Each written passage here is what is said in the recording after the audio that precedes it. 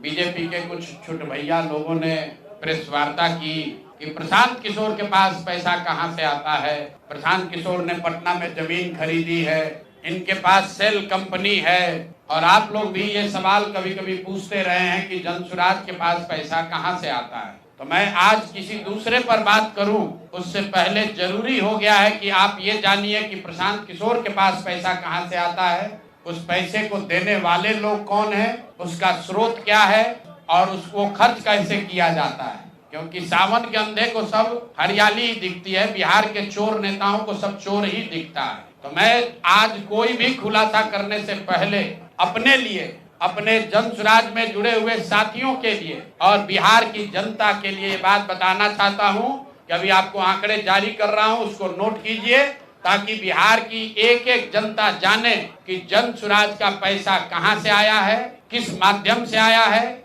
और वो कहां खर्च हो रहा है। मैं ऐसा इसलिए कह रहा हूं कि कोई कल उंगली न उठाए कि प्रशांत किशोर भी दूसरे पर इल्जाम लगा रहे हैं, दूसरे लोग भी प्रशांत किशोर पर इल्जाम लगा रहे हैं। तो हमारी ये नैतिक जिम्मेवारी है कि मैं आपको स्पष्टता से वो फिगर बताऊं। अभी तक मैं आप में से कई लोगों को याद है, मैं ये कहता हूं कि पैसा सरस्वती से आता है, उन लोगों के माध्यम से आता है जिनको हमने मदद की, वो लोग पैसा देते हैं।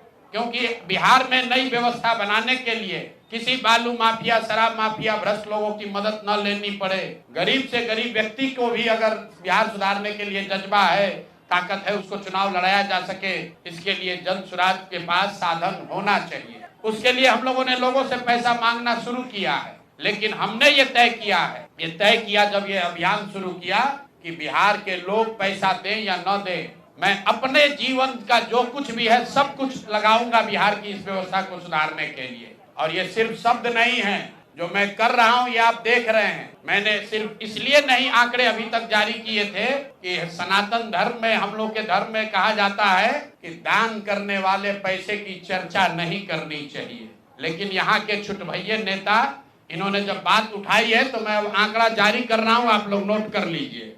पिछले 3 वर्ष में प्रशांत किशोर को पैसा कहां से आया है। हमको पैसा 2 जगह से मिलता है। एक, जिसको हम लोग सलाह देते हैं, जिसको आप राजनीतिक कंसल्टिंग कह लीजिए, या जो भी आदमी हमसे सलाह मांगता है। हमने जीवन में कभी किसी से फीस नहीं लिया, लेकिन जब बिहार का अभियान शुरू किए तो ये तय किया कि अब हम फीस लेंगे क्योंकि हमको समाज के लिए पैसा चाहिए। तो 2021-22 से जिसने भी प्रशांत किशोर से मदद ली है, जिसने भी हमसे सलाह लिया है, वो चाहे कंपनी हो या पॉलिटिकल पार्टी, पहली बार अपने जीवन में मैंने ये भी किया है कि अगर कंपनी को भी, किसी बड़े बिजनेस हाउस को भी मेरे से सलाह चाहिए, उसका मैं फीस लेता हूँ। और टोटल जो फीस लिया गया पिछले 3 वर्ष में मेरे व्यक्तिगत अकाउंट में या मेरे से जुड़े हुए संस्थाओं में 241 करोड़ रुपया फीस के तौर पर मैंने पिछले 3 साल में जमा किया है। इस पर 30 करोड़ 95 लाख 68,764 रुपया जीएसटी पे किया गया है। ध्यान रखिए कि जो पैसा हम लोग सलाह देते हैं, उस पर जो फीस मिलती है, उस पर 18% भारत सरकार को जीएसटी देते हैं। तो 241 करोड़ रुपया हमने फीस के तौर पर लिया 3 वर्ष में, और उस पर 30 करोड़ 95 लाख रुपया हमने जीएसटी भरा। उसके बाद 20 करोड़ रुपया इनकम टैक्स दिया है, 20 करोड़ रुपया टैक्स दिया है, इनकम टैक्स, और 98 करोड़ 75 लाख रुपया डोनेट किया है जनसुराज पार्टी को अपने व्यक्तिगत अकाउंट से। हमको कहता है पैसा कहां से लाते हैं, हम लोग चोर नहीं हैं। ये तय किया है कि जीवन में जो भी पैसा कमाएंगे इस 10 साल में, ये सब बिहार की व्यवस्था को सुधारने के लिए लगाएंगे। तो 241 करोड़ रुपया में, फिर से नोट कर लो भाई, आगे सवाल जो पूछ रहे हैं, 30 करोड़ 95 लाख 68,764 रुपया जीएसटी दिया, 98 करोड़ रुपया पार्टी को डोनेट किया, बाकी पैसा खर्च के बाद जो बचा उस पर 20 करोड़ रुपया इनकम टैक्स भरा है। ये प्रशांत किशोर की इंटीग्रिटी है। पैसा किसने दिया? जिसको हमने सलाह दिया है। जिसको सलाह दिया तो स्रोत भी बता रहे हैं पैसा क्यों मिला। जिसको सलाह देते हैं उससे पैसा लेते हैं। गांव गांव में कहा है, सैकड़ों करोड़ रुपया लेते हैं, लेकिन चोरी नहीं करते हैं। सरस्वती का खाते हैं, सलाह देते हैं। जो पैसा मिला चेक से मिला उस पर 18% जीएसटी भरा।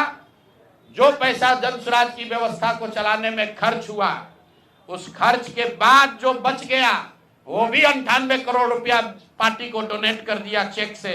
98 करोड़ 75 लाख रुपया। इनकम टैक्स भरा 30 करोड़ रुपया। और आगे से ये जितने आप लोग पत्रकार हैं, मेरा आपसे आग्रह है, हमको नेता मत कहिए। हम मंच पर जो कहते हैं वो करते हैं। हम नेता नहीं हैं, बिहार से पैसा कमाने नहीं आए हैं। अपना खून पसीना का कमाई का पैसा लगा रहे हैं।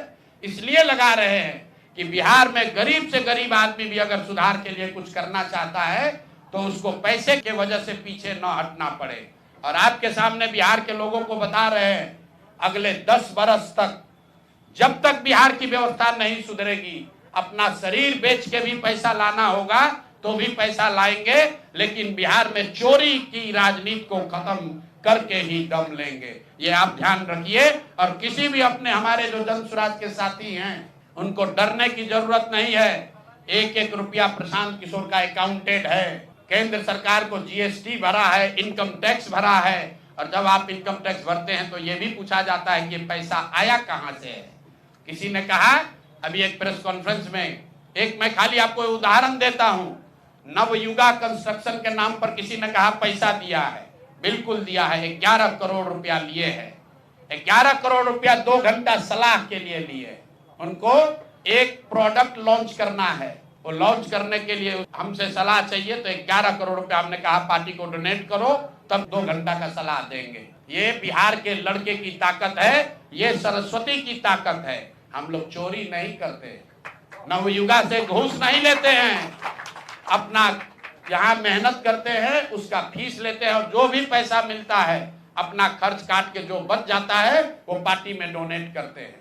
और हमने अपने साथियों से भी कहा है कि बिहार में जाकर लोगों से पैसा मांगने से पहले आप अपना जितना डोनेट कर सकते हैं वो कीजिए। और मैं लोगों को कहूं उससे पहले हमने अपने आप पर यह जिम्मेवारी ली है कि जो भी 10 साल में पैसा कमाएंगे ये सारा पैसा बिहार को बनाने सुधारने के लिए डोनेट करेंगे।